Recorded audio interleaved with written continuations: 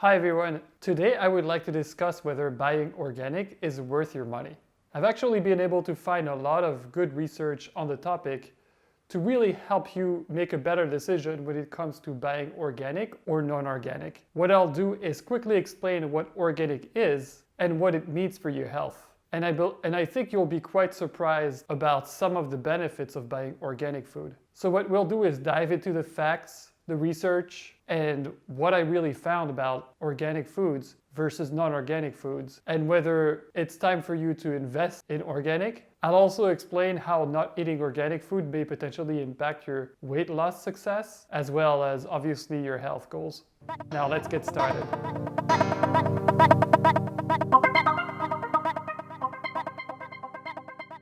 So first, let's go over what organic means. And specifically here, we'll talk about what organic means in the United States, but based on my research, organic is more or less the same in all the countries. And really, when it comes to organic foods, you have three categories of foods that have different types of regulations pertaining to the label organic. First, for plants, organic really means that you do not have most of the synthetic fertilizers, herbicides, pesticides that are used to grow the crops. That includes no use of the herbicide glyphosate, which I'll talk more about in the next section. Organic for plants also means that they're not GMO. So if a vegetable or fruit is organic, by default it is not GMO. For meat, organic means something a little different. First, it means that the animals that were raised were not fed a non-organic feed. So whatever the animals are fed is organic when the meat is organic. And this is actually very important because when an animal eats non-organic food, the chemicals that went into growing the crop actually penetrate the animal's body, and you do find traces of those chemicals in the animal itself when you eat it. Another thing that organic means for meat is that the animal was not given antibiotics, or if it was given antibiotics, it was for very specific reasons. Now, this is also important because animals that are raised with antibiotics actually have traces of antibiotics in them, which we then also end up having to deal with when we eat the animal. And that could be a problem for your gut health, since antibiotics tend to clean up not only the bad bacteria, but also the good bacteria.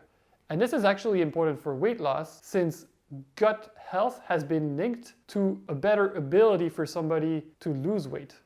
One last thing about organic meat is that the use of hormones is not allowed. Now, this is especially important for the United States. In Europe, hormones are not allowed to begin with. So whether you buy organic or not in Europe doesn't really impact whether the meat has hormones or not, since hormones are banned in Europe. And that simple fact should really tell you that buying organic meat in the US is very important, because if hormones are banned in Europe, there's got to be really good reasons. Because the reason why things like hormones or pesticides or synthetic chemicals are used in agriculture to grow crops or to raise animals is to maximize productivity, decrease costs for both the farmers and the consumer. So it is meant to be a win-win. So when certain parts of the world, like Europe, ban the specific use of hormones or pesticides for agriculture, this should really tell you something about the health risk from having that type of compound being used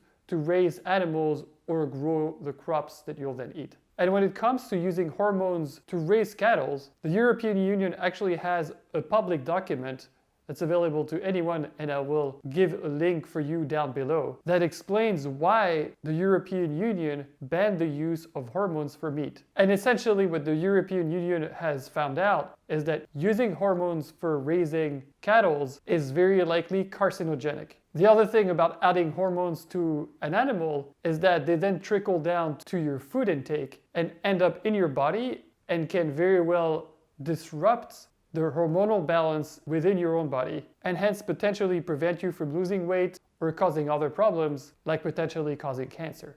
The last category is processed foods. For processed foods, actually, organic means quite a bit. First of all, it means that any plant or meat in the processed food is organic, but it also means that there were no preservatives, no sweeteners, no MSG, or no coloring or additives added to the processed food. So as you can see, organic does mean a lot. It's not just a label on a package. It actually means that you're getting rid of a lot of chemicals, hormones, fertilizers, preservatives, and more in your diet. Now, I touched on what this could mean in the case of hormones or antibiotics, but I want to specifically focus on what it really means in terms of chemicals, and specifically in terms of the use of glyphosate in non-organic products. And this to me is the main reason why I would get rid of any food that's not organic in your diet. So first of all, what is glyphosate? Well, glyphosate is an herbicide that was developed in the US about 50 years ago and has been introduced in agriculture for almost all fruits and vegetables. But it's very heavily used for wheat, corn, soy. The International Agency on Research on Cancer in 2015 found glyphosate to be likely carcinogenic. And since then, a lot of countries or states in the United States have actually moved to try to ban or restrict the usage of glyphosate. But what I want to do is share two very interesting studies that show that the use of glyphosate, at least for animals, has some serious consequences on those animals' health. And you might ask, well, why does that matter for humans? Well, for example, when we do clinical trials for new drugs, the way we assess whether that drug is going to be safe for human consumption is first by trying it on animals. If it's not safe on animals, we don't move on to try the drug on humans. So in the case of glyphosate, if we have serious evidence that glyphosate is dangerous for animals like rats or other mammals, then we should really have a cause for concern for our own health. So I've got a couple of studies to share on this. The first one may be considered a little bit anecdotal. It's a study that was done on bees, and they had two groups of bees. One group of bees was exposed to glyphosate, the other group of bees was not exposed to glyphosate. What did we notice? Well, the group that was exposed to glyphosate had impaired learning abilities as well as a decrease in sucrose sensitivity. And one thing to note on the bees that were exposed to glyphosate, they were exposed to levels that were deemed very reasonable. But even with reasonable amounts of glyphosate, those bees experienced great damage to their health in just a few weeks. Now, the second study is probably much more concerning when it comes to understanding the impact of glyphosate on mammals and us as a result. It's a study done on rats, and it's a randomized control study. So in that study, they had one group of rats that they divided into three groups. The first group of rats was only given water. The second group of rats was given a high dosage of glyphosate.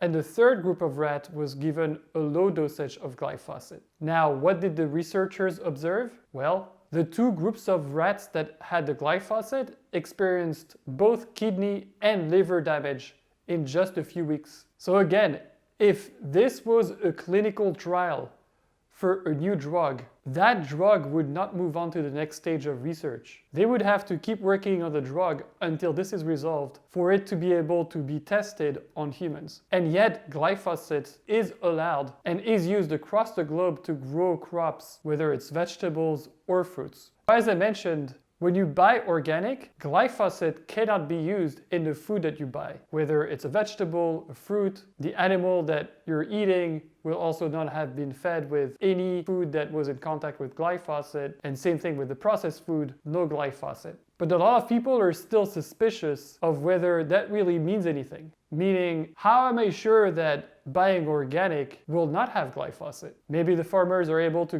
get away with using it anyways.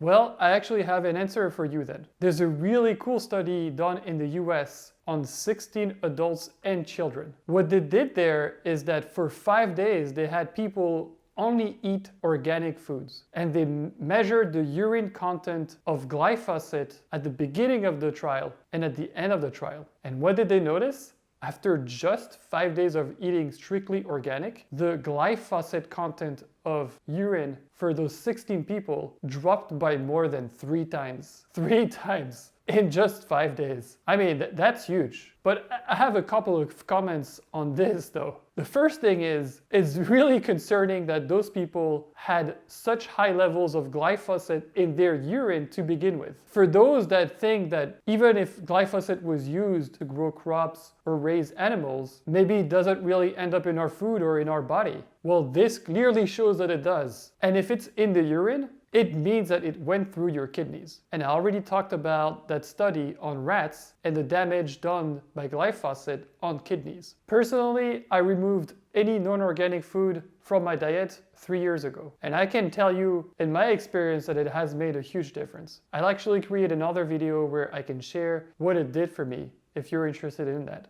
And one last point I want to make actually about organic foods is I do think it is important for your weight loss. If you have significant weight issues, hormonal imbalances will make it very difficult for you to lose weight. And like I said, if you buy organic, the use of hormones for meat consumption is not allowed, and the use of most chemicals is also not allowed to grow crops or raise the animals. And the chemicals that you ingest as a result of ingesting those foods that are contaminated with those chemicals will create a burden on your liver, as one of the functions of the liver is actually to detoxify your body, including detoxifying you from those chemicals. When you add that burden to your liver, you decrease insulin sensitivity and your ability to potentially lose weight. So it's not just about other risks that I mentioned. It could also affect your ability to lose weight. So now I think it's pretty clear what my opinion is on whether it's worth for you to buy organic or not.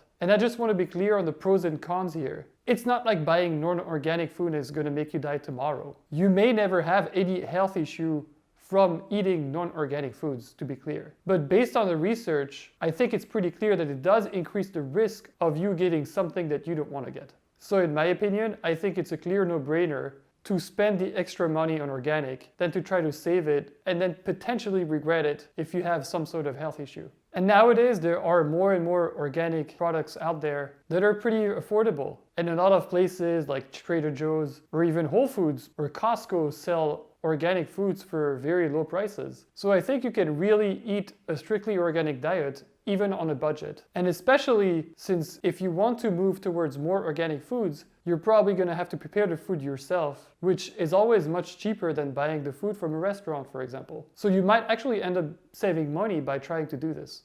Anyways, guys, I hope this was helpful. Again, you're most likely not going to die tomorrow if you eat on non-organic foods. But in my opinion, the risks far outweigh the benefits. But at least now you have all the information you need to make your own decision and do what's best for you. If you enjoyed this video, don't forget to subscribe, click the like button, and hit the notification bell. I'll be releasing videos like this every week on how to optimize your health and weight by providing you research, data, and practical tips on how to implement all of it. Alright guys, I'll see you next time.